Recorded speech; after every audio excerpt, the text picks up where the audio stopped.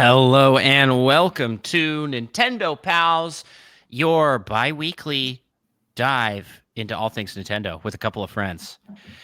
Tonight, we are going to be talking about the upcoming Switch 2, getting pre-orders, the nightmare of pre-orders, the exciting info that we got on Mario Kart World, and what's the future of Zelda? We're talking all of that and more.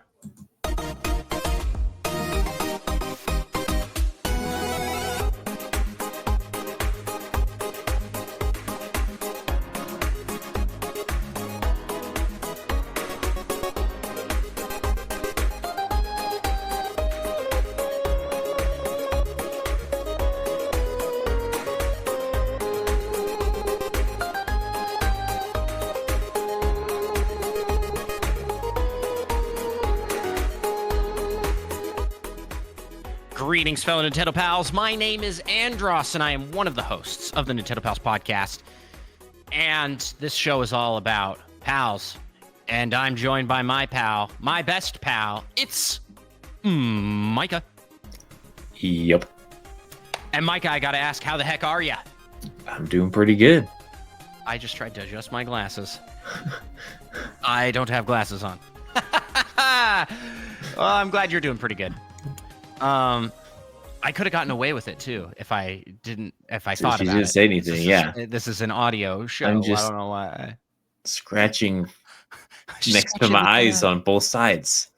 Well, while you're scratching both of your eyes on both sides, make sure you hop down into the reviews for Nintendo Pals podcast on your podcast listening app of choice. If you leave us a 5-star review, you help us take over the world of Nintendo podcasts. We can become the top-rated Nintendo podcast, one of the longest-running Nintendo podcasts.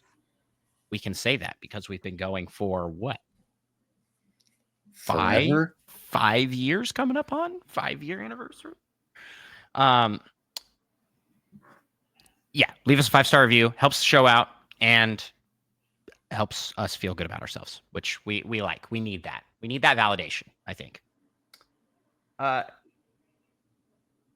Micah, before we start with anything else, and I've already done a plug for the 5-star review. Let's make the official announcement. We are changing the show's schedule. We're changing the show's schedule. I don't know why that sounded very. What's his name? Sean Connery. Sean Connery. I was like, what impression am I doing right now? Sean Connery. What's the schedule going to be, Micah? Tell us. Tell us more. We'll be doing bi-weekly episodes. And bi-weekly means every other week, not 2 times in 1 week, because it can mean both. Oh yeah, I made sure to phrase that as confusingly as possible. We are scaling back on Nintendo Pals. And that makes it sound like we're not doing as much, because we aren't. We're doing the show half as much. But we've kind of naturally been scaling back due to scheduling conflicts, and it's not for lack of content. If you want to hear me talk more, I am doing that all over the internet. Unfortunately, Micah's content that he's working is not so public facing, because he's been working on personal projects with games and work and career stuff. So, I mean, you can speak to that more than me. Yep, that's pretty much it. Yeah. So, but Andros One on all platforms: YouTube, Twitch, TikTok. I am streaming over there like 3 times a week. Videos going up every single day. So if you want to see some of that, my gaming content, and that's where my focus is. And because of that, the Nintendo Pals was getting backburnered schedule-wise, but we are dedicating now to releasing these Nintendo Pals episodes every other week. We still appreciate and hope for support over on Patreon, patreon.com/Nintendo Pals. It does help us out with doing bigger projects. Like Micah and I are in talks and plans for Switch 2 launch party that we're going to be doing like a big event for. But the show will be scaled back as far as recordings go. And that also affects Nintendo Pals Plus, which will still coincide with about a Pals Plus episode per Nintendo Pals release. Am I missing anything? I think that pretty much covers it. We are also planning on slimming down the show in general. Our episodes tend to range wildly from 45 minutes to 3 hours, but aiming for episodes around an hour long. Every time we've said that in the past, it goes over that, but that's what we're aiming for. But this time, for sure. We aren't going to be covering every piece of news. We're going to be talking about the news that's interesting to us, games that are interesting to us that might not cover the wide range of everything. But if you want that information, if you want to be having those kinds of conversations, we have a very fun and awesome Discord community filled with a lot of people that are chatting on all sorts of games. And basically everything news-wise is being talked about over there constantly. So we're kind of moving more to this show being Andros and Micah focused in Nintendo. But yeah. I feel like I explained this very confusingly, but the TLDR, Nintendo Pals will be releasing every other week. And we are going to be covering news that interests us and games that we are playing. We will still have Pal Topic. We will still be taking viewer recommended and suggested segments, questions. So join up our Discord. Links in the description of every episode. You can join up our Discord. Join the conversation there. With that being said, Micah, what have you been playing lately? Well, I have been playing quite a bit of Hollow Knight. Some would say an unhealthy amount of Hollow Knight. Okay. I mean, that is a game that seems like it would be right up your alley, right? Metroidvania, very Metroid coded. Yeah, and I tried it before, but I can't remember. I got stuck, and then I got distracted and came back a few weeks later, and then I was just totally lost what I needed to be doing. Yeah, that's the kind of game that you can't really like stop and come back to after long periods of time. Yeah. How are you liking it? It's pretty good. What's hooked you this time that didn't hook you the first time? Well, I didn't get lost, and I kept playing it, so that certainly helped. That does help. I think that you should go. This is a good point to make in gaming in general. Is like sometimes a game doesn't catch you right away, but if you give it a break and then maybe come back to it, it can. Sometimes you're just not in the right headspace. Well, it's just not the right time. Much like the taste buds on a tongue, your gaming interests and preferences change over time. Sometimes they don't, and that's okay too. I think a good example for me is like Baldur's Gate 3. When we first played that, I did not jive with that game. That I was like kind of severely disappointed, if I'm being honest, because it wasn't Divinity Original Sin 2 like I wanted it to be. Yeah. And so, I mean, we bought it in early access. We didn't even finish early access. I didn't. You finished it with Lincoln. Yeah. And so then when the game came for full launch, we talked with our group. We're like, let's all get together and try it again. And I don't know what changed in the 2 years, but the game jived with me, and it is now like one of my favorite games of all time. Like it's like one of the best games ever made. So a game that I really didn't enjoy went from being something I didn't like to something I'm really, really a big fan of. Like Baldur's Gate 3 may have beat out. It was tied. It was tied, I said, for game of the year with Tears of the Kingdom. No. Yeah. You're gonna say I Baldur's almost Gate said 3 it is was better. better than Tears of the Kingdom? Yeah, which is absolute baloney coming from me because I've put in like 5 times the amount of hours into Tears of the Kingdom that I put into Baldur's Gate 3. Which is what some would say an unhealthy amount of time. Well, hey, I'm going to do it again because we're getting 4K, 120 frames, or whatever it ends Not up both at once, but yes. We're getting fancy. Breath of the Wild, Tears of the Kingdom coming June 5th. Oh, speaking of June 5th, bro, how did your Switch to pre-order experience go? Oh, it was like super good. Hopped onto Walmart. I added it to my cart. And then it was like, nah, we don't like that. We don't do that here. And I was like, well, that's a bummer. I guess I'll try GameStop tomorrow. First of all, the site was crashing nonstop, but I got in eventually, put it in my cart, put in my payment information. Oh, I forgot. I had to put in my payment information on both of these sites first before it told me we don't do that here. And then I was like, well, I guess it's meant to be. I will save my money so I can buy approximately 1,500 packets of Top Ramen. Yeah. You did the math. 1,500 packets of Top Ramen for the price of one Nintendo Switch Mario Kart bundle. Were you trying to get it like the midnight that it went live? Yeah, although I was like 25 minutes late, to be fair. Okay, I did it right because it was just 10 for me. Yeah, so I did it right because I'm on Eastern time, right? So right at midnight, I was actually live streaming.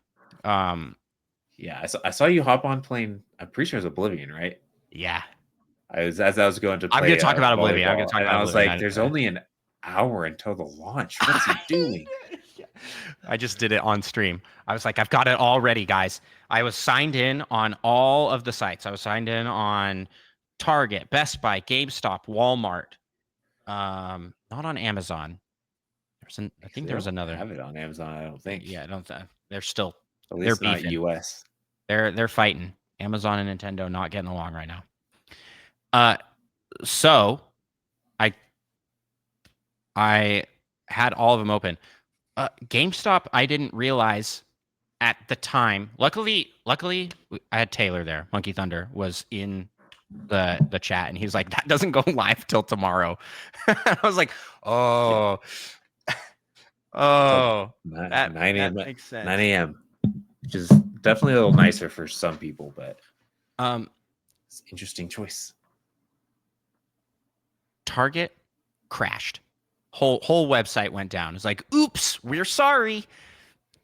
Best Buy, like, never went live. I refreshed over and over again, never saw the pre-order option pop up.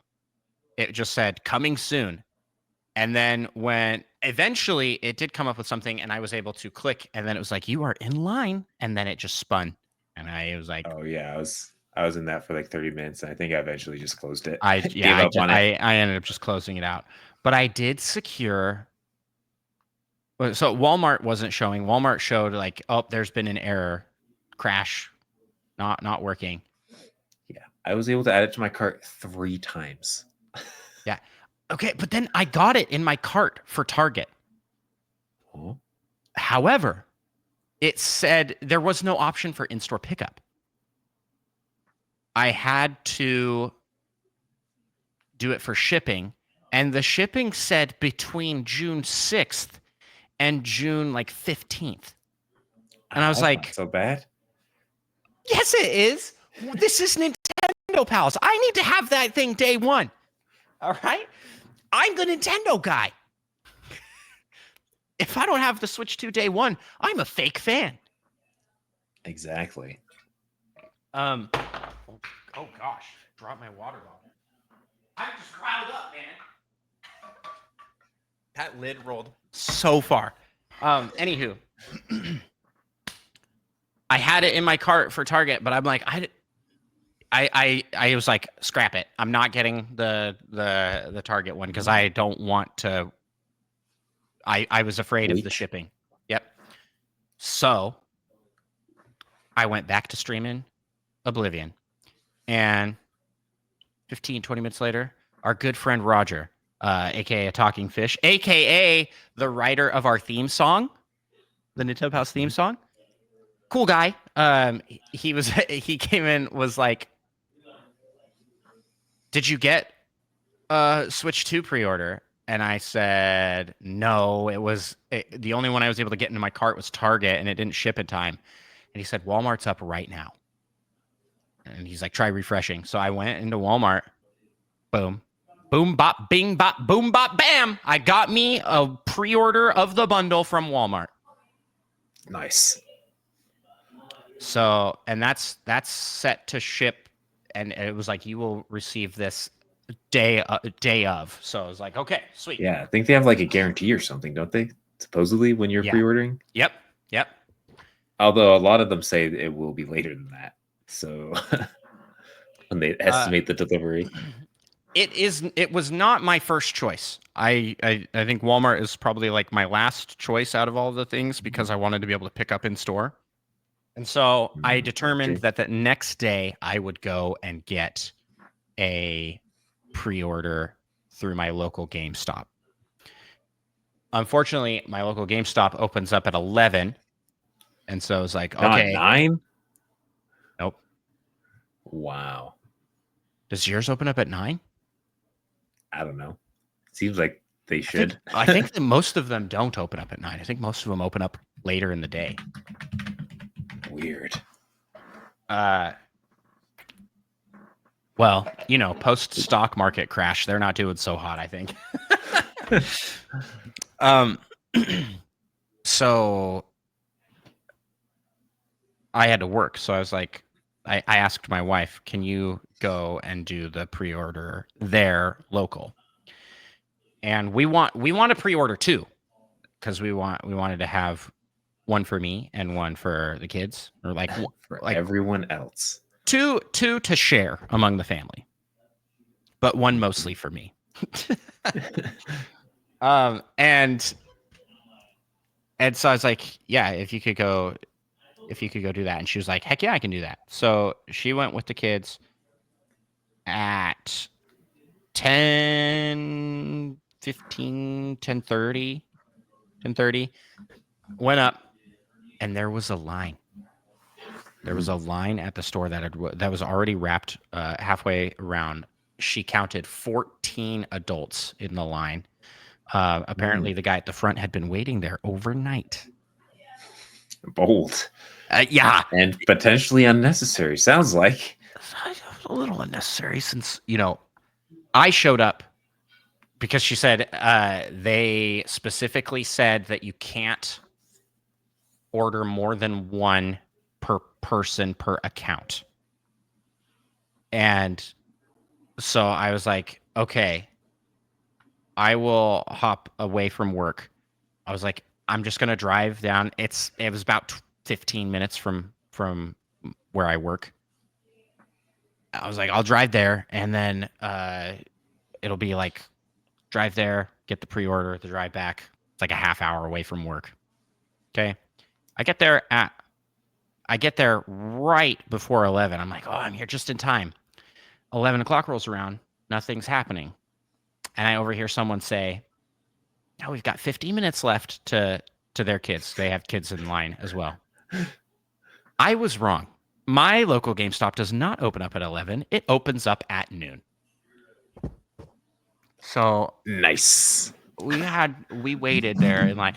Luckily, my work is very, very understanding and kind and flexible with things like this. So I was able to just flex my time around and not miss anything. But we waited there it ended up being an hour and a half for the pre-order. This isn't even to get the system, man. This is just to get this was a line to get in line. That's what it felt like. A line to be in line. Exactly. They had Let's see if I've got it. So my local GameStop had 32 Mario Kart bundles available for pre-order.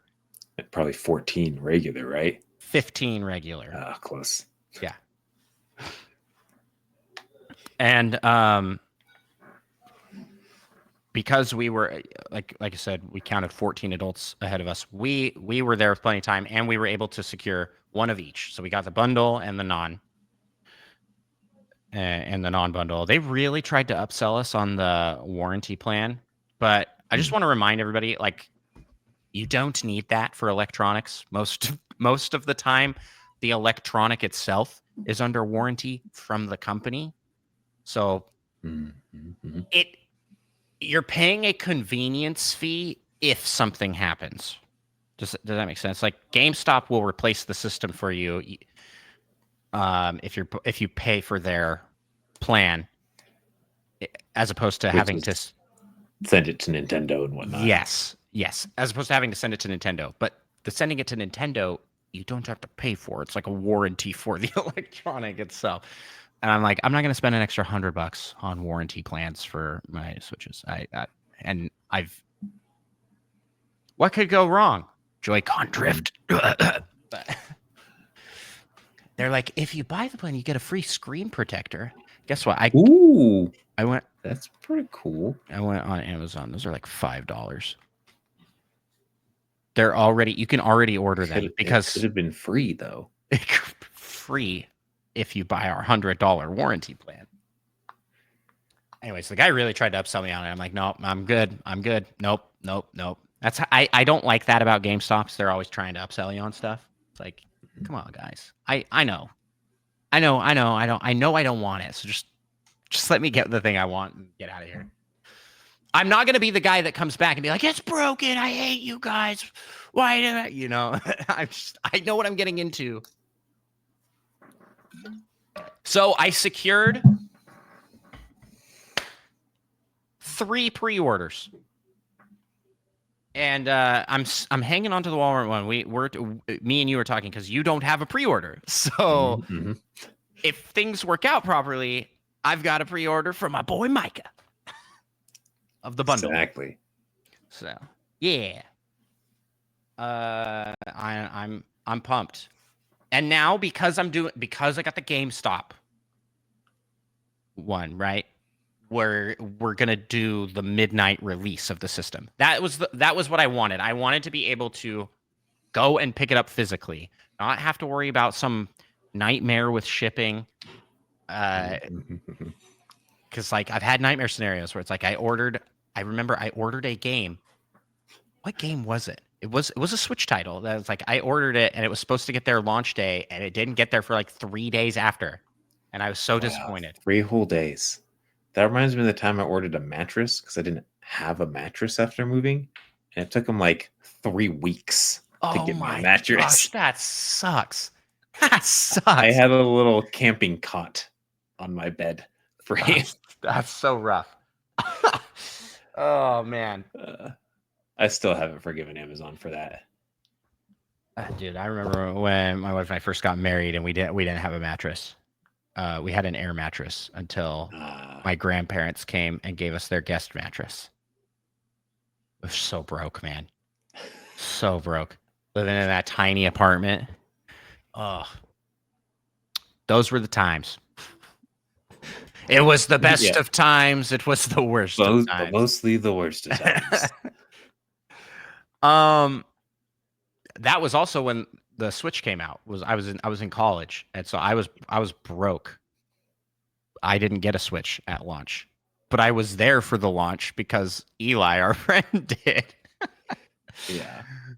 So I'm very excited. I'm mostly excited this is releasing in the summer. It's not going to be freezing cold when I go out at midnight. And I mean, you've already secured the pre-order, so you can just show up like at midnight. You don't even have to like wait for hours. Right. Yeah, I'm stoked. It's gonna be so fun. And the people in line, so the line wrapped around. I don't know if everybody in line, if there was enough for everybody that was in the line to get one. people at the very back might not have gotten it because They we probably got saw you walking out with your 2 pre-order papers. I don't know if I assume they didn't actually give you pre-order papers. receipts. See, they see your 2 receipts and like, wow, these people. Sorry, kids, we don't get a Switch. Well, we were there anymore. with all of our kids. We were there with all of our kids too. So it's like, sorry, kids, we don't get a Switch anymore because I think people these understand. 2 monsters took them all. The line when we got there was we said 14 adults. There were a bunch of kids there with parents as well.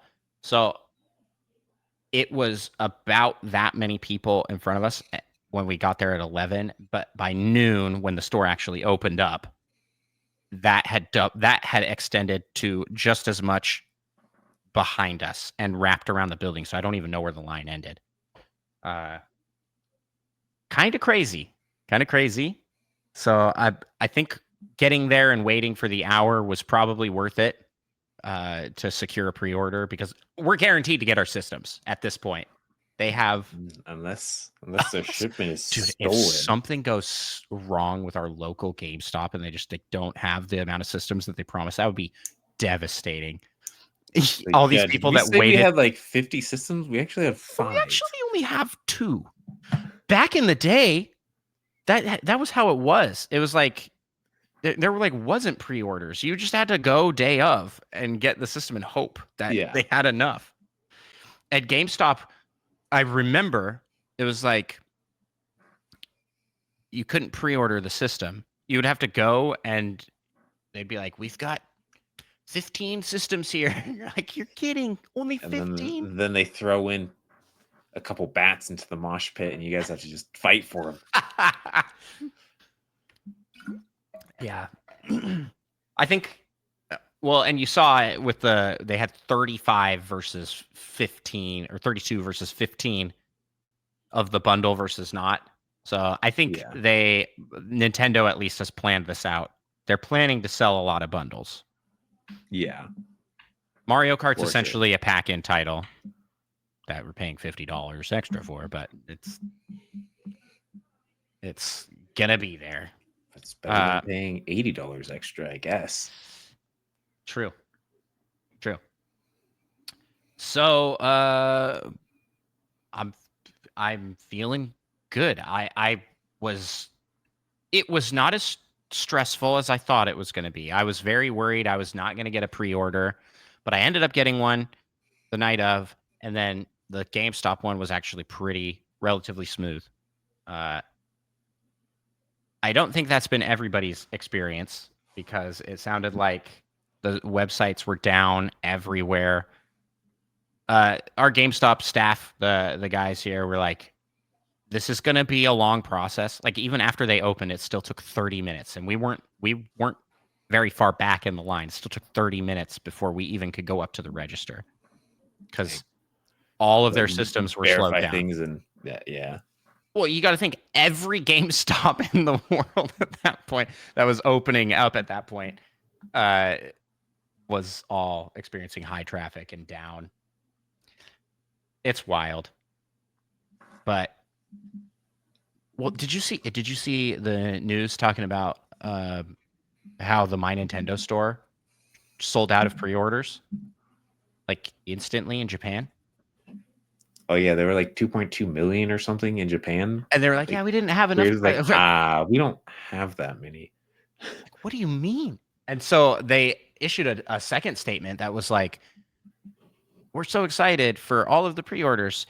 If we won't be able to fulfill these right away." And the 15% of people that actually get them launch day. Yeah, they were like, "We won't be able to fulfill all of them. So if you're wanting to secure a launch one, check out all of our partners." And that was like, then it like directs check out you all the third-party retailers or whatever. Oh my gosh.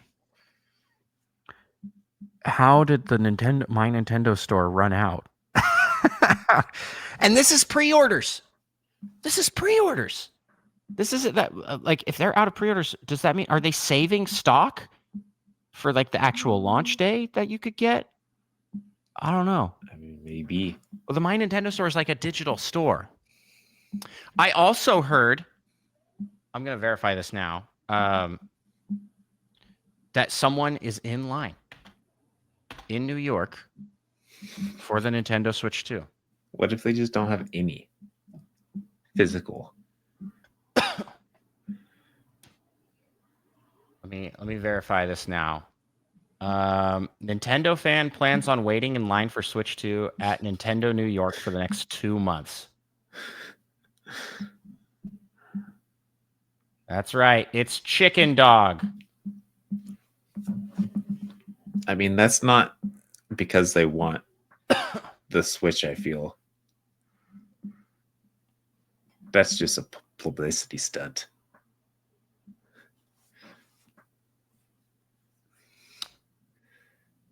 Yep. I mean, he's been... Wait a second. So he posted yesterday, day 20, posed out in front of the Nintendo store. He's been there for 3 weeks already. But why? Do you think he actually has a pre-order set up? Well, yeah, why Just in not case? just pre-order? That'd have been a really funny end. He's like, I actually got this pre-ordered from Walmart. I'm gonna leave now. I don't need to be here for 2 more months. Shout out to 5 Hour Energy sending me a care package. Dude, Why do you need 5-hour energy to wait in a line? I would try to be sleeping as much as possible. I was like, what is he doing? Does he have a chair and he's just sleeping in the chair? I mean, he's got a camping chair. It's gonna be so bad for your back, just sitting in a camping chair for let me share screen with you. 2,000 hours. So we can look at this. Yeah, for real. Let's shout out and show Chicken Dog here. Okay. I love New York City. Let's scroll down to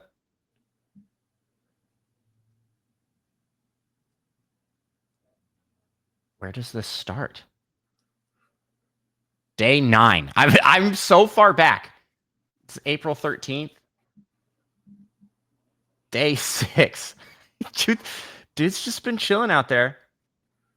Everybody should go subscribe to his YouTube channel. He's a dedicated fan. He looks like he's been going into the store and buying things. What do you think he does for work? I need to get his job so that I can just take 2 months off to stand in New York City. Like how? Yeah. You either have to be really wealthy or just straight unemployed. I would prefer the former to the unemployed. But yeah, he's just been standing there in New York City, like.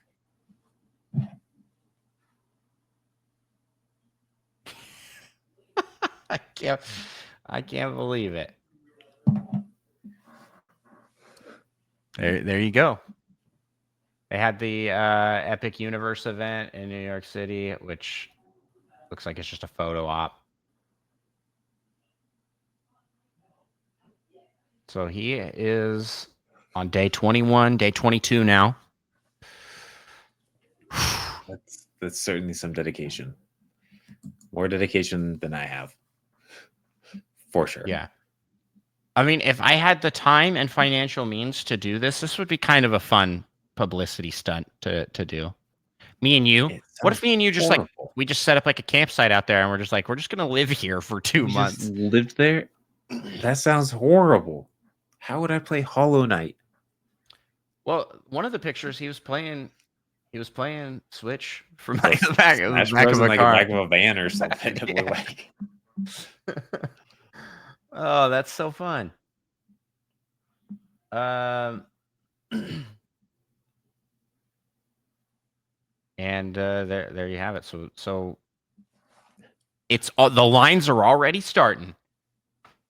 I am excited to see what happens day of as people are flocking the stores and lines. It looks like at least the launch is going to go pretty good if pre-orders are an indication. Yeah. So I'm very interested to see how many they'll sell. people who were upset that the price was really high, myself included. I'm a little sad. I For sure. am upset that the price was high. I saw a lot of people calling for like boycott Nintendo. Don't let them get away with this. It's like, yeah, sorry guys, they're getting away with They're it. gonna keep getting away with it. They're gonna keep getting away with it, unfortunately. So sorry I went on a whole rant here. Any other games you want to highlight you've been playing? It's been a bit since we talked, so It's actually about games, anyways. mostly it. I guess we played a bit of Repo. Yeah, fun game. Not a Nintendo game, but if you haven't seen it already, Repo. It's very Lethal Company coded. Like, go to planet, or it's not planets. Go to buildings, collect things to sell. It's fun. I like it. Mhm. I think that the character design of that game is like so peak. It's so great. It's so good. Yeah. The Muppets talking to each other with their mouths like opening. So great. Well, speaking of not Nintendo PC games, I gotta talk to you about what I've been playing last couple days, bro. And that is Elder Scrolls 4 Oblivion Remastered. Micah, when I tell you that this is just what I need right now for me, do you believe me? I mean, I definitely, since I know that you're in a Nintendo phase and have been apparently for like years, just up your alley. so full of crap, man. I have 3 Switch 2 pre-orders. How am I in a Nintendo phase? What do you mean? So the question is, did you get the deluxe version? I did not. No, I wasn't gonna pay $10 for horse armor. Okay, I'm not. Doesn't it actually come with DLC? Is there DLC? I don't know. I thought it was just like cosmetic stuff. Okay, let's see. Upgrade, blah blah blah. New quests for unique digital armors, weapons, and horse armor sets. Yeah. Digital art book and soundtrack. Wow. That doesn't explain much. Just that there are some new quests. There's some new quests for some armor, for the horse armor. Whoa, and weapons and dragon armors. But I was just gonna say, if you buy the base game and then you buy the deluxe upgrade, you save a penny. So, a little pro tip for you. Whoa, hot diggity dog! And we here at Nintendo Pals are all about saving pennies. Yeah, that's like 1/30th of a top ramen bag. You could save those pennies up. Enough. You buy enough Oblivion copies, you could have enough savings to buy a ramen packet. This game. So, do you know much about Oblivion? I've never played it before. Not really, no. I've never played Oblivion before. I did play Skyrim. Actually, I've played a lot of Skyrim. I have a couple hundred hours in Skyrim across different platforms. Because, they've re-released it like 20 times. But I played Skyrim back when it first was a thing, like on the Xbox 360. I remember playing that at your house on Lincoln's Xbox 360, playing Skyrim. Yep. The load times, man. Oh yeah. It's like you sit there like in a load screen for like 5 minutes to go into a house. So great. And then you leave the house. I got to do it again. You realize you forgot something inside the house. Yeah, it's like it's not worth it at that point. I'm just leaving.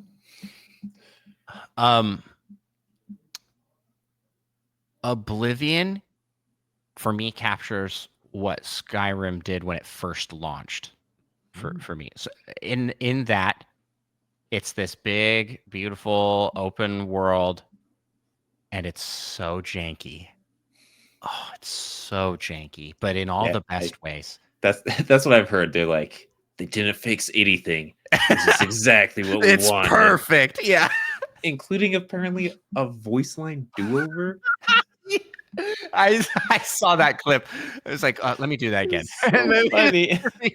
read the line. They left all the dialogue. It's like I think they recorded new lines for characters that didn't have, or to give more variety for ones that didn't have. But I mean, I did a quest. Yesterday where you sneak into a dinner party, you cast a spell that removes everyone's clothing. It's just like, and everybody's in their underwear, and so that naturally makes people a little upset. And then you get approached by the guards, and they're like, "Halt! For crimes you're gonna have to pay a fine." And they're like, "You're gonna have to pay a fine." But for me, I didn't have enough money, so they're like, "You've been caught breaking the law, and you don't have money.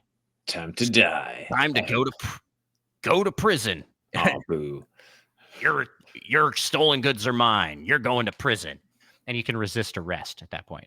So I clicked resist arrest, and then I have a spell that I can turn invisible.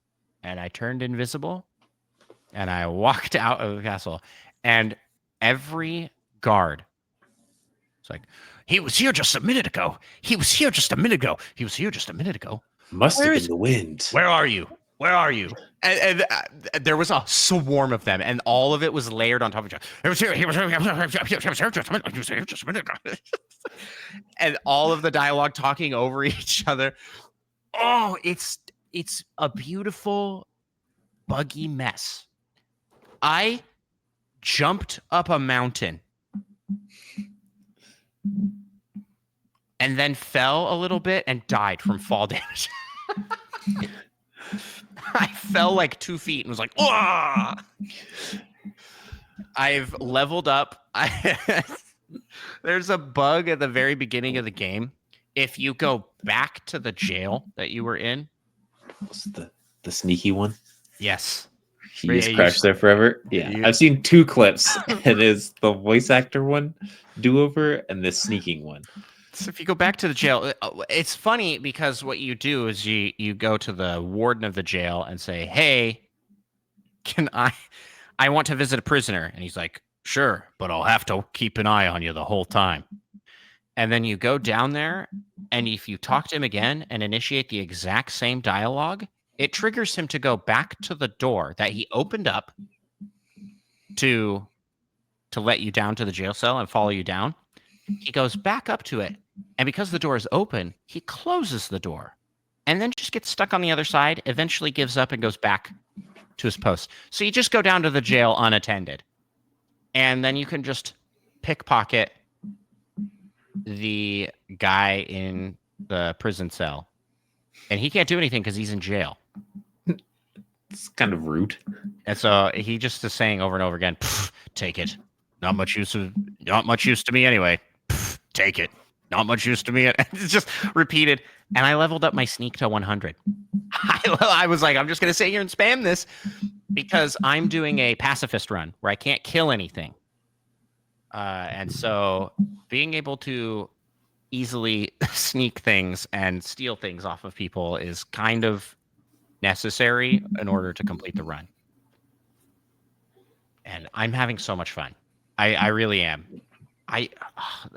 The fact that they kept it just being a buggy mess with just fancy new graphics, I think is just a winning point. Everybody seems to be like totally okay with that. They're like, "Yep." Yeah. Release a game with bugs, everyone loses their mind. Release that same game with bugs 10 years later, it's a classic. Yeah. Like 20 years later, actually. Did it come in like 2005 or something? Yeah. It's an old game. I mean, if you look at like comparisons, it's like, wow, it looks gorgeous by comparison to what it used to look like. But I totally see why people love this game. How did I never hear about it? How had I never played it or like heard about it before? Elder Scrolls I didn't know existed until Skyrim.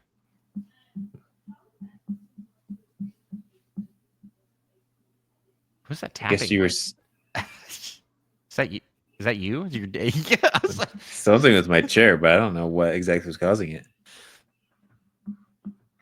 dunk, dunk, dunk, dunk, dunk, dunk, dunk, dunk, dunk, dunk. Yeah, I'm hearing like lots of tapping. Is that your chair? Yes, my chair arm Rubbing up against your bumping desk, against the desk. Yeah. which is hitting your microphone. I see. Yeah. So I highly recommend it. And it's only $50. Not too bad for a new game. I mean, but it just straight up is, because it turns out the way that they did this was Bethesda. It's not developed by Bethesda, but it is using Bethesda's scripting engine with Unreal Engine 5's graphics. And so they just the company that they worked with just basically took all of that code and just plopped it right into Unreal Engine 5. So relatively easier than remastering the game or full remaking of the game. And because this was so successful, I think they're going to try and do a similar thing with Fallout 3. Like remaster Fallout 3 with Unreal Engine, or is it? Yeah, remaster is what they're calling it. And yeah, I am playing it the wrong way. I've had people in the chat like, "Why are you doing your first playthrough as a challenge run?" I'm like, "Because I want to stream it." And I don't got time for multiple runs. I don't stream normal gameplay. I only do challenge runs. That's my thing. Oh, that reminds me for the first time. You know, it's a really good challenge run. What? Metroid Dread, a minimum item run. You're right. Potentially on Dread mode.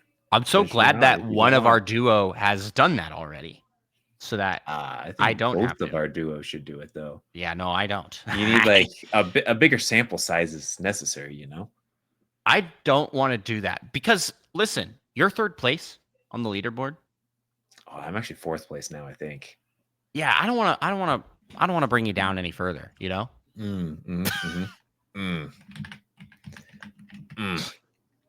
And you know, if I did it, I would definitely get higher than fourth place. Obviously. I don't. That seems questionable. Very, very questionable.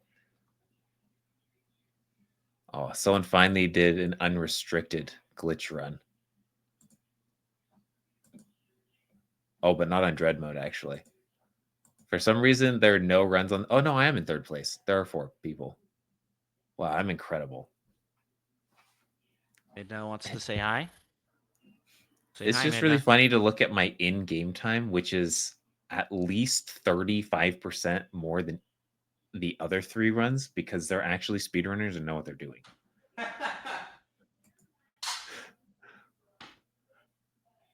Don't sell yourself short, bro. You're an actual speedrunner too. You just didn't do it as fast. Not accounting, like if none of us had died at all, I would be 45 minutes slower than them. And they had an hour and 45 in game, and I had 2.5 hours. So they just did everything 30% faster than me. I am excited to see day one people going in and speed running Breath of the Wild and Tears of the Kingdom, because it will be at a better frame rate, so it will potentially go faster, like load screens and stuff. Yeah, exactly. I'm like, oh no, is there gonna be like a new category? A new category for sure. It has to. There's no way they keep it the same. Like, yeah, I'm pretty much. It's like all these people that were like 5 minutes off. They like shave off 5 minutes with just loading screens. Yeah, they're like, yeah, I got the world record. Don't mean to brag. That's gonna be funny. That's true. Yeah, I didn't even think about that. That'll have to be a new category. There's no way. Putting out the rallying cry now for those out there listening. We are talking. I popped into a Carpool Gaming live stream, and they were like, We need to all get together and have a first podcast, Mario Kart 8 gosh. Deluxe competition, like a tournament, so that we can do like a farewell Mario Kart 8, because it's like once the Switch 2 comes out, Never again. never again. Mario Kart 8 I mean, Deluxe is they dead. do have like 100 courses though. So putting the call out there now, join our Discord so that you can join Team Nintendo Pals, and we can win the tournament.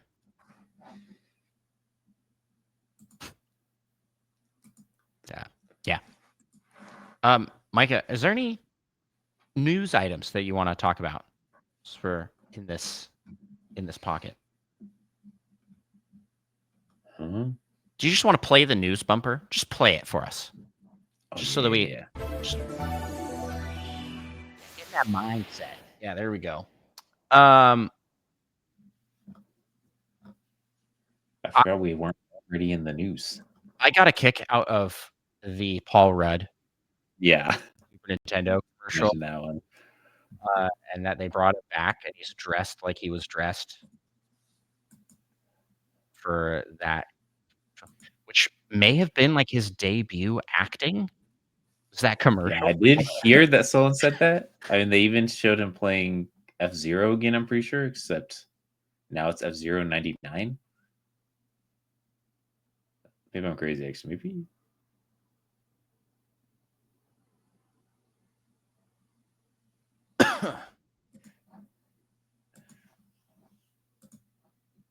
Yeah, I don't know, but it's cool.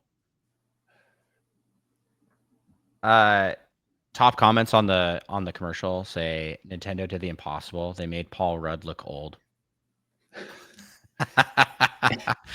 I'm like, that's Nothing so funny. makes someone look old than dressing like a teenager. Yeah, he really looks out of place. Yeah, it's like, oh man, he has started to age.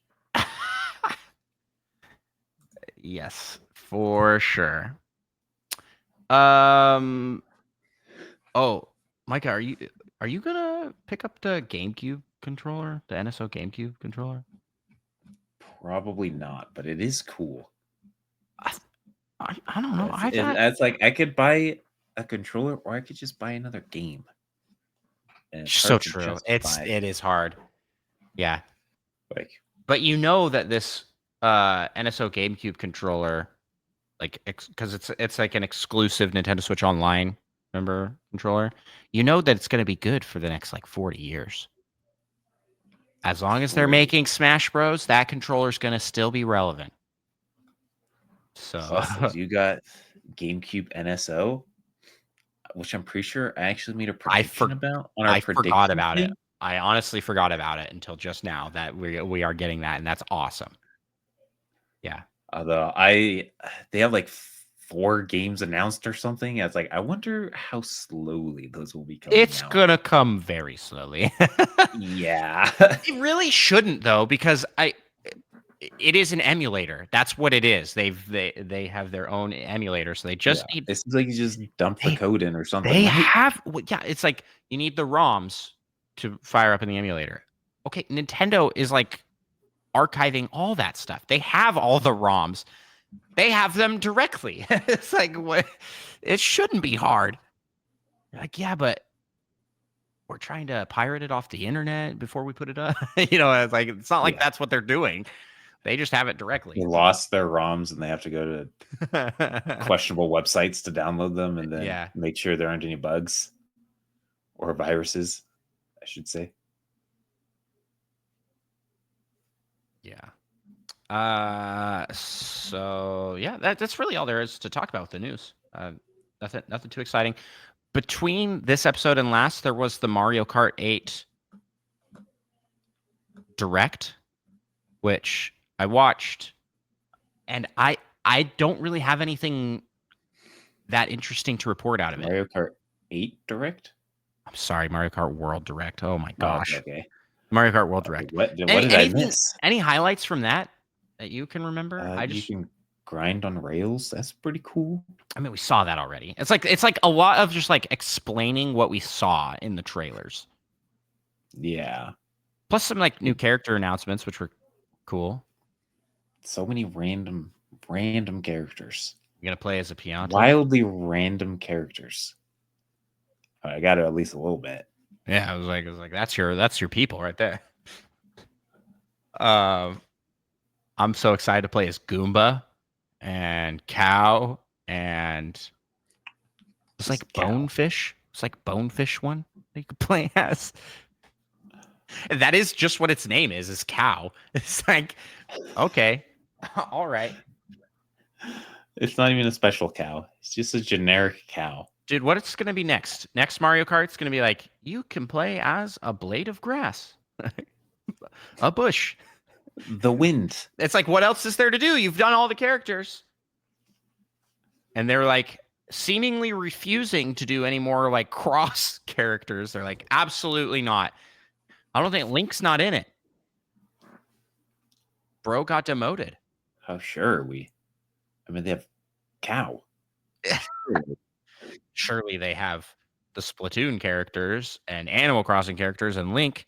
Why can't they add Kirby? Well, that's because Kirby Air Ride's coming out. And Kirby Air Riders, right? yes. And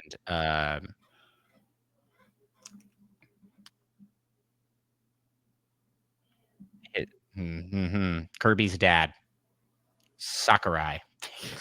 I was like, what do you mean Kirby's dad? My brain really struggled to think of the name of Sakurai. I was like, Sakurai was like, absolutely not. You can't have Kirby for Mario Kart. Mine. He's only available in Kirby Air Riders on the Nintendo Switch 2. Yeah. Well, anyways, that's what we got for news. So what do you say we jump out of the news and let's jump to the PAL topic?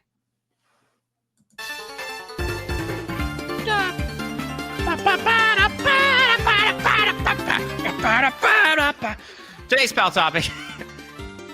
It's time for Zelda, because all is fine and hunky-dory in Nintendo Switch 2 land, but we know nothing about Zelda, except for, I guess, I shouldn't have. I spoke too soon, because my brain caught up with me and I remembered Age of Imprisonment. Yes, that's it. Nailed it. Age of Imprisonment is coming. What's next for Zelda after Tears of the Kingdom, besides the spin-off Age of Imprisonment? What's happening next? We've had discussions like this before, but let's do a focused PAL topic talking about what do we think the future of Zelda is now that we've had what we've had. I think the future of Zelda is we won't know for 4 years. We're not going to know for 4 years? I mean, Tears of the Kingdom came out 2 years ago. Not even. Yeah. Do you think that they aren't like developing another Zelda like in conjunction, like they weren't developing one? Because like do you think they were developing Tears of the Kingdom and the next Zelda at the same time? Yes, because Tears of the Kingdom was originally like a DLC that spun out to be a full-fledged game. Fair enough. And it's built on the same engine, map. Like, there was a lot of reused assets. Okay, let me do some quick research here.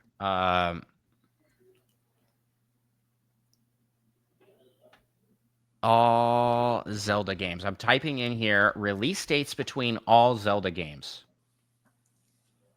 Because just show me the list. I just want to see the list. Dang it.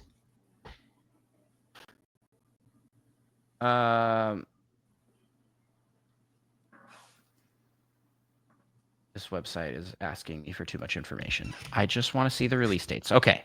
So the only other time in history this has happened for The Legend of Zelda is Ocarina of Time and Majora's Mask, where it's like same engine, a lot of reused assets.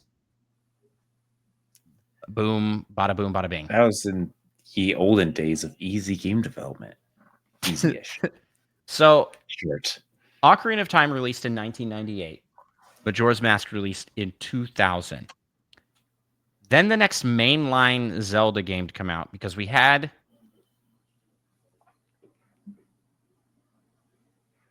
Oracle of Seasons and Oracle of Ages in 01. Four Swords in 02. Wind Waker launched in 2003.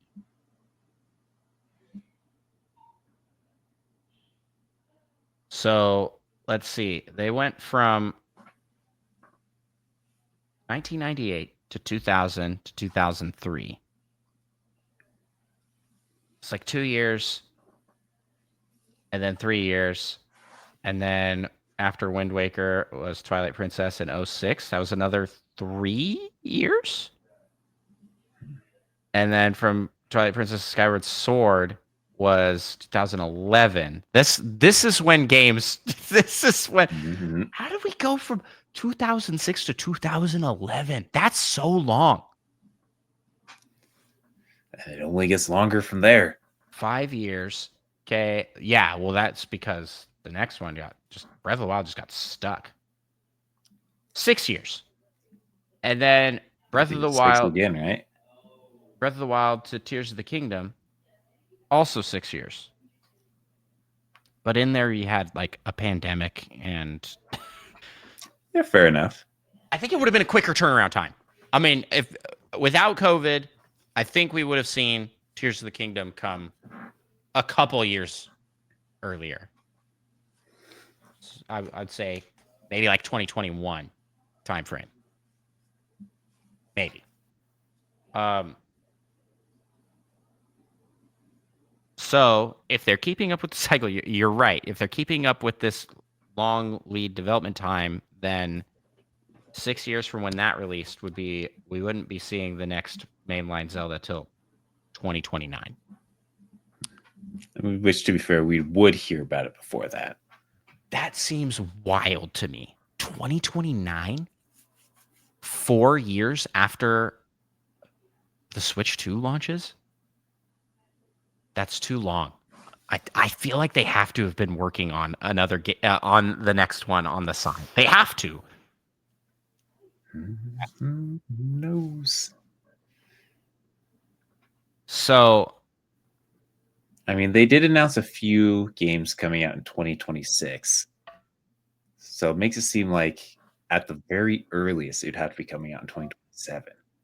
Or like late 2026. But Zelda's don't count on Zelda being early.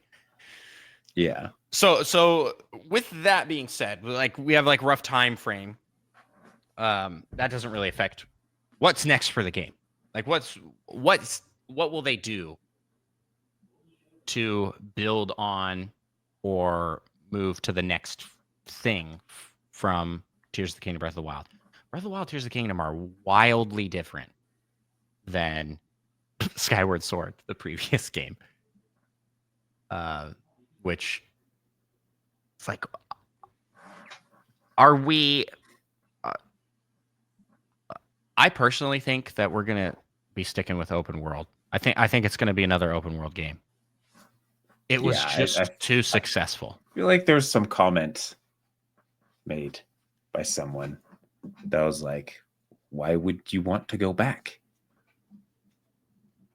Well, and someone asked, like, "Well, are we going to get some more traditional Zelda games?" And there's the developers are just like, "Oh, but why? Give me Wind Waker 2." Yeah, I don't really know what you do next. I'm trying to think like how do you one up yourself? Yeah. I guess I was like a bigger map, because I was thinking I'm thinking of like I don't even want a bigger map. That's what I say. I was like, I'm thinking of examples. And like the one that comes to mind is Elder Scrolls, because now I'm playing the Oblivion remastered, and then going from that to Skyrim was a significant graphics increase. Those they released on the same system, by the way. Oblivion, the original, released on it was an early Xbox 360 game, and Skyrim was a late Xbox 360 game. Hopefully I'm not just making that up. Oblivion original platform. And that sounds about right. Yeah. GameCube came out like early 2000. So the Xbox 360 must have come out similar time. So I'm thinking like, what were the significant changes between Oblivion and Skyrim based off of what I've seen? Because I wasn't there. I didn't play these. I didn't play Oblivion. But it seems like it really just like one-upped itself by just being bigger, having more quests, more dialogue options, a bigger, broader world. So like I guess like that's what you do next. It just goes even bigger. I mean, if Breath of the Wild and Tears of the Kingdom are as big as they are on Switch, they could make a real big map for Switch too. Yeah, but like, that's not what necessary. What would that do? Yeah, I was like, I'm trying to think like what else they could do. Because it's like they came. What? Sailing. There's more water stuff. Like pirates. They just go full pirate, like Wind Waker, but like it's like full like Legend of Zelda pirate adventure. They make Skull and Bones, but good. That would be pretty cool. I don't know. I want to acknowledge here that there is a large group of people that are not a fan of Zelda being locked in the open world direction. Like they want that traditional. They prefer the traditional. So I want to acknowledge they haven't listened this far. They gave up at when we were, talking it up, like how excited we are about it. But I agree that traditional Zelda should still exist. And I think that taking it in the path of like Mario, where it's like they continue to make side-scrolling platforming Mario and 3D Mario games, they should do similar traditional Zelda games with open world Zelda games. And maybe the traditional ones are more side gamey, if that makes sense. Things like Echoes of Wisdom, but Echoes of Wisdom's kind of open world, but it is more traditional. Echoes of Wisdom, Link's Awakening remake. Yeah, they could do some remakes, I think I can't wrap my brain around what you do post open world other than like some sort of gimmick. They essentially just skipped Oblivion, went straight to Skyrim. Yeah. They skipped like the beginning smaller open world, and they just went with, we're going to make massive open world. Real big. Yeah, so what do you do at the point? Like you can expand your map, but I don't necessarily think that's necessary, really. Yeah. What if it's No Man's Sky time? No Man's Sky, yeah.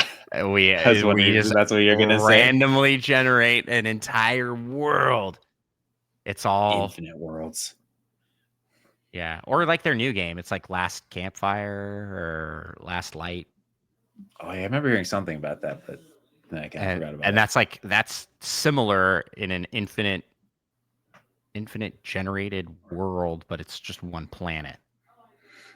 I don't know how exactly that'll work. So it could be something like that.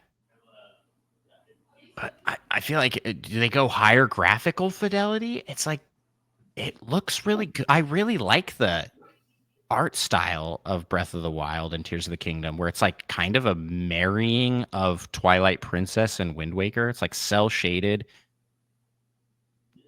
ish. But their heads aren't 80% of their body. Yeah. Yeah. So, yeah.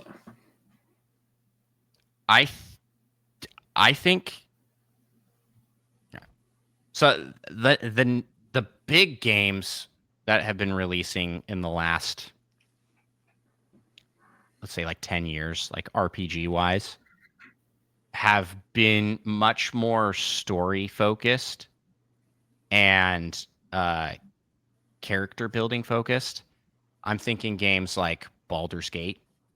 Baldur's Gate has like really, really rich world and story while still being a pretty. I mean, that's like an open exploration game. We had like top games. I want to say Cyberpunk, but I know Cyberpunk was like kind of a mess. But it's supposedly much better now, I've heard. Well, good. We can play it on Switch when it comes out. Oh yeah, I actually forgot that was happening. There were some wild third-party announcements for the Switch too. Holy cow. Elden Ring. And it's like Elden Ring is I feel like you predicted. Elden I Ring didn't think it. I felt like it's just been too long since Elden Ring. Yeah. Well, I'm saying that's another one of the big games, but I'm like I feel like Zelda in a lot of ways is better than Elden Ring, and Elden Ring is better than Zelda in a lot of ways. I feel like they're like on an equal level. Like Elden Ring, I feel like better, and like we should take things from Elden Ring. I feel like the exploration is more fun in Tears of the Kingdom. Yeah, and combat, but the combat variety at least is off the charts for Dark Souls. Better, like in Elden Ring. So, so many options. I mean, you do like, especially in Tears of the Kingdom, you can do some like crazy combos with your weapons and things, but it's not quite as deep. So a lot of that's more surface level. The reason I'm like going, oh, what were these games out here doing, is because Breath of the Wild ultimately was Nintendo's answer to what if we do an open world game? Because open world as a genre has been around since like Oblivion, and like and got really, really popular. And then Nintendo came in and said, this is our answer to what an open world game should look like and play like. And it's great. It's really fun. But it is not a unique idea. We took a really popular idea and gave it the Nintendo flavor. So I'm trying to think like what out there could you do? Give us the double hook shot. That's all we need for it to be better. Here's from sources across the web. Top games from the last 10 years. You got Dark Souls. Breath of the Wild is the second one listed. You have The Witcher. Witcher 3. Red Dead Redemption 2. Mass Effect. Skyrim. God of War. Minecraft. Portal 2. Mario Odyssey's on this list. Last of Us. Control. And the only thing that is in these games that isn't in Breath of the Wild to me is that like more rich story side of things. Yeah. And so I think that's what you do other next. Like human interaction is pretty sparse. Yeah. There's not like much to it.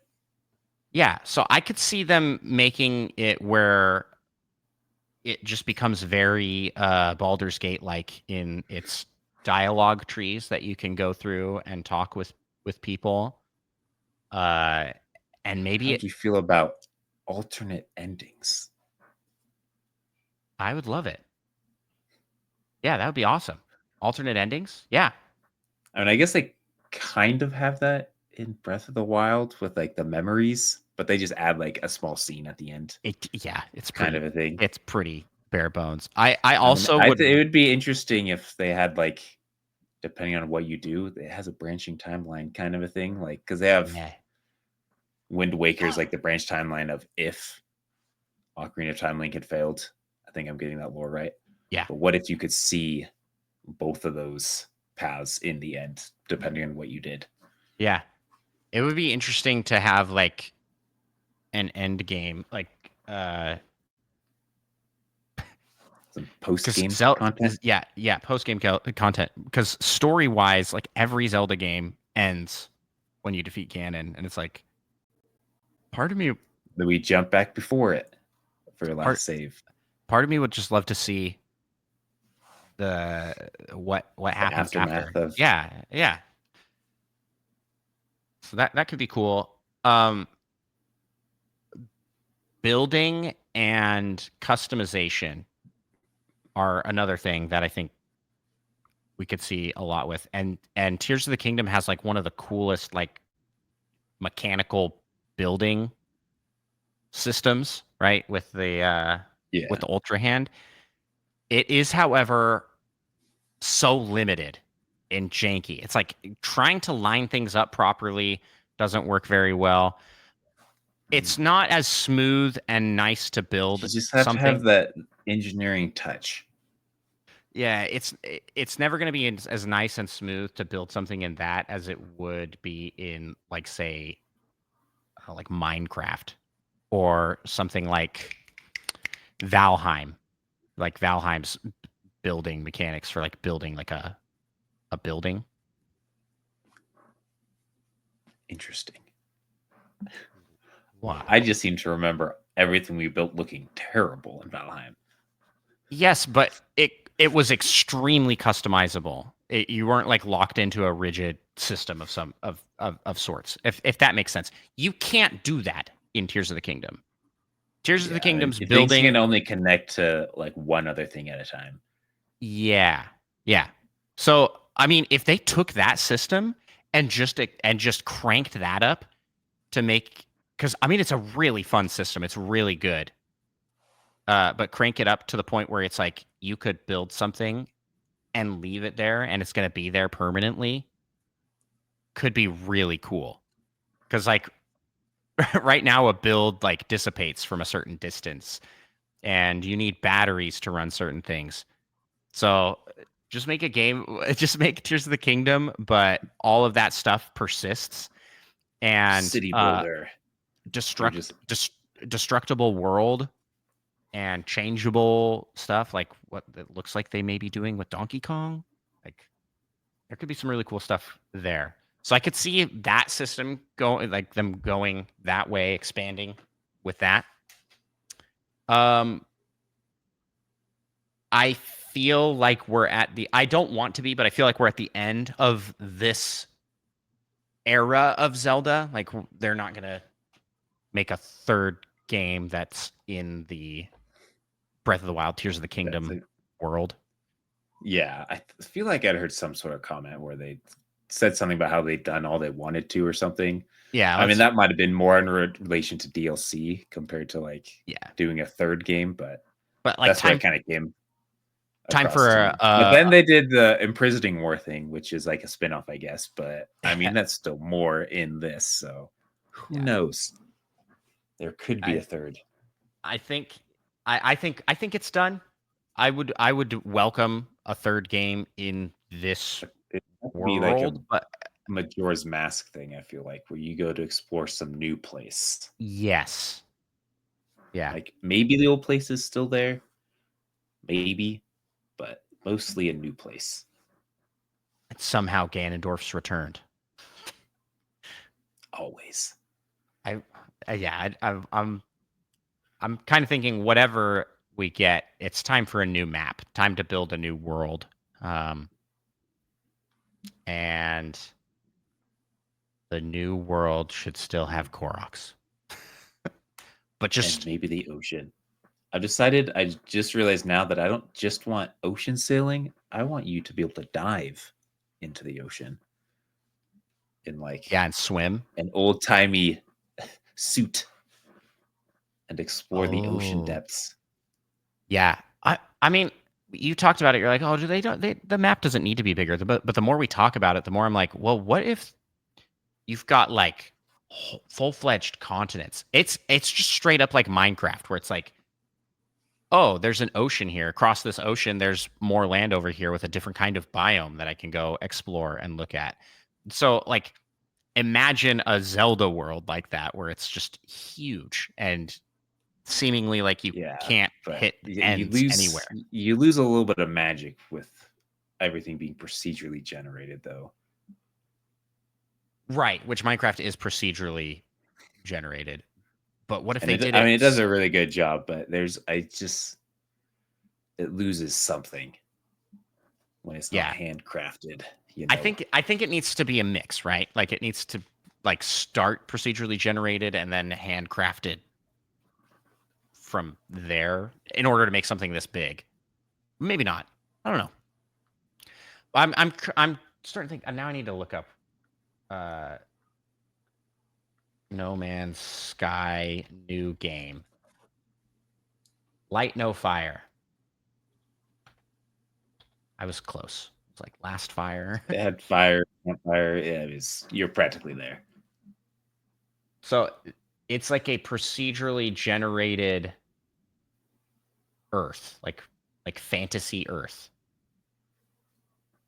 Uh, is it procedurally generated? It introduces procedurally generated multiplayer Earth and an open world designed to be as large as our own planet, which is huge. Like that's really really big. So I'm thinking I'm like they could do something like that where it's just a way bigger map. I feel like you lose a little bit of focus in that regard, but they could do something with that I think would be cool. Technically. And What if that'd this be next Zelda cool game in some ways, what if but this I next Zelda game wouldn't like it. is straight up a survival game? It's like less of a quest to save for Zelda and more of a you are here and have to survive. Like Don't starve work your style. yes. Yeah. Work your way up to a thing. I could see I that. feel like that has to be a spin-off. I don't think they'd make a main line. What if you catch Pokemon? What if it's Pal World, but with I was Zelda? wondering, it's just different Koroks. Dude, there's a fan game out right now. Jumping kind of side tangent here. There's a fan game out right now that has remade Pokemon, but it's all Mario characters. So you catch different Mario enemies. It's all built in like the Ruby, Sapphire, Emerald engine. It looks so good. I'm amazed at like how full-fledged it is. The story plays like a Mario and Luigi type story, but then like it is a Pokemon game. Like you catch and level up different Bowser enemies and use those to Bowser enemies. Just different in-game enemies and they evolve and stuff. So you get if you start with Piranha Plant, it evolves to PD Piranha, its final evolution. Can you get a Goomba stack?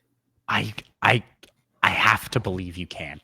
It's got to be like every time it evolves, just adds one more Goomba. Well, it has to be like that game's version of like Magnemite and Magna. Oh yeah, Big Lit Doug Trio. Exactly.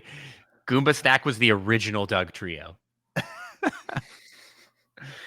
Anywho, that was kind of a side tangent here. Anything else you want to add with Zelda?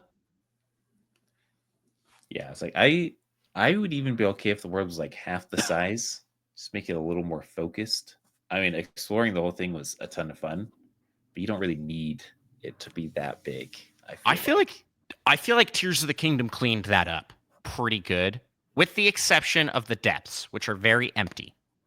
Yeah, but like the upper world. The problem is when there's like a huge world, I feel like it's like FOMO. I don't want to miss out on seeing cool things. Yeah. Which when I they're think that's a like lot of people's insanely, problem with yeah, open when world games in general. Yeah. because then when it's like if it's the size of Earth, it's like, well, obviously I'm only going to see like 2% of it at most. So I'm like, Just what like are real these life. cool things I'm missing out on? Just like real life. Then Dude, again, just like real life, they'll have the 7 wonders that friends we're will tell getting you that about. game, right? We're gonna get Light No Fire when that comes out. You got to play that. If multiplayer open world game, heck yeah. When does that come out? It was like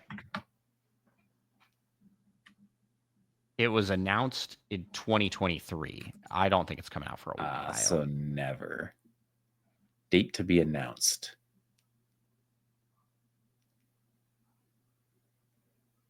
Oh, and it says it's actually, more of a survival game. Light No Fire's release date is expected to fall in Q3 of 2025 at the earliest, but What? more likely at the earliest. Q4. So it's Yeah, but who's probably saying that? end Are of people 20. just like people just estimating? That's analysts, but I think they are also pretty open with their development process. Yeah, I mean, I just see like on Steam it still says like a release date to be announced. Seems kind of questionable, like that it'll be releasing this year. And yeah, well, then again, yet. freaking Bethesda just said Oblivion remastered and drop. Legendary Shadow Drop, by the way. Absolutely legendary Shadow Drop. I was like, this is some Nintendo level crap right here. Like this is a out same day for a huge game. It was wild. I saw it go up on Twitch, and it was the most streamed thing on Twitch for like a solid 3 days. So yeah, Light No Fire is gonna be really good. I still need to play through and finish No Man's Sky. As long as they're not. What if it's the new No Man's Sky? It comes out and everyone's like, I feel like this is much less than we were told. And then in 2 years, it's really good. We have tempered our expectations. I think No Man's Sky literally ruined that for everybody. I could just see in 5 like years every game, articles about it's the best redemption arc since No Man's Sky. Light No Fire. Light No Fire. Well, besides No Man's Sky updates, what have they been working on? Since No Man's Sky. Seems like they've been working a lot on No Man's Sky and their updates. Yes, but I mean I think they've been working on Light No Fire for a long time. I don't know. What they show on Steam seems pretty early. It's just a couple blocks interacting with each other. Well, Micah, I think we ought to call it here for the episode and for our discussion. My last point I'll make for Zelda, though, is that bring back the Triforce. Triforce has been absent for the last several games. Where is it? We know it's out there, granting those wishes. If they make a third game in this same Breath of the Wild, Tears of the Kingdom continuity, that could be a major plot point, is someone using the Triforce to bring Ganondorf back to life. Or bringing Ganondorf back to life so they can take his piece of the Triforce that he has. I'm feeling that wouldn't go great for them, though. Exactly. Doesn't seem like a smart thing to do. Yeah. Yep. It sounds like a good plot. It's like, I'm bringing back Ganondorf so that I can steal. And he's like kidnapped Zelda and lured Link in. Ha ha ha ha. And then he brings back Ganondorf, and Ganondorf just. And it's the Mask Maker from Majora's Mask. He just slaps the guy who instantly dies and he's like, now I'm the villain. Just like he does in every game. I mean, I don't know. I feel like they brought Ganondorf back.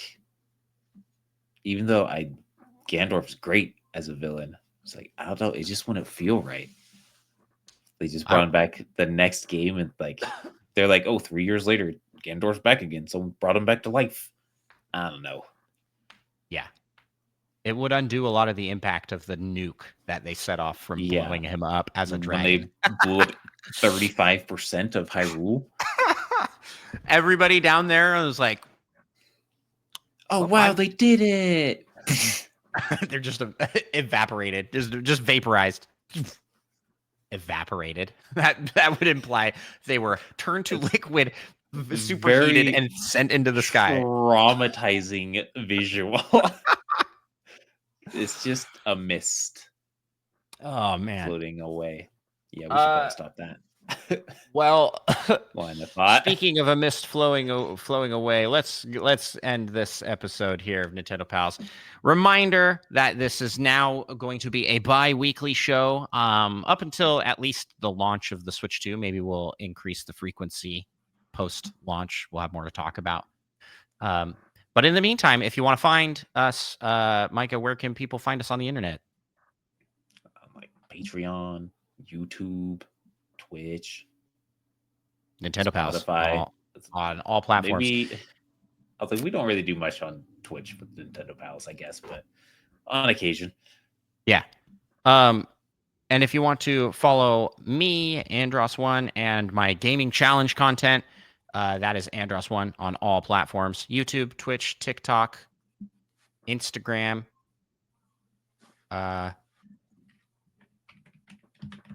I think that's really it. And here on Nintendo Pals. And with that being said here, let's end our episode, Micah, with an ad read. This episode of Nintendo Pals Podcast is brought to you by Waluigiware TM, the only micro game collection that actively judges you. Oh, that's right. Nintendo's latest innovation is here, and it's petty. Featuring over 9,000 micro games, including complimenting your rival's Animal Crossing island without sounding jealous, cooking Mama's Just Microwave It mode, and dodging blue shells in real life.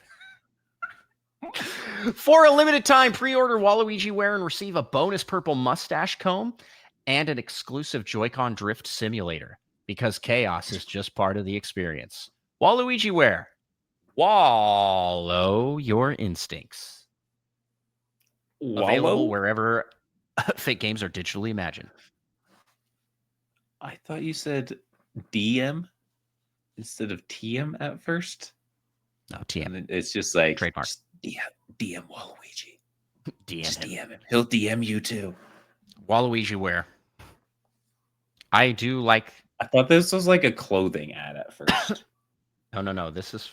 That does make sense. Where? No. This is like WarioWare. This is a Waluigi game, and of course he makes a WarioWare game, but that's judging you constantly. But it does. That makes sense. 1,000 mini games. Very impressive. Yeah. I like cooking Mama's Just Microwave It mode. Sounds really fun. And then the third mini game of dodging blue shells in real life. How does that work? I don't like. He's gonna show up to your house and shoot you. It's just. Anywho, it just sends a code to one of their nukes. I mean, blue shells that they launch at your location. We don't question the ad reads. We just read them. Thank you for the support for the show monetarily from Waluigiware. Use code Nintendo Pals at checkout for a bonus purple mustache comb and exclusive Joy-Con drift simulator. And for 10% price increase. Use code Nintendo Pals to get a. Yeah, go on to. Actually, you can use this code is actually valid at any online retailer. If you use code Nintendo Pals, you get an error message that says not available. So, yep. Yeah, if you want Easter that, egg for you. Use that. Yeah, use our code. Anywho, let's end the show. Peace out.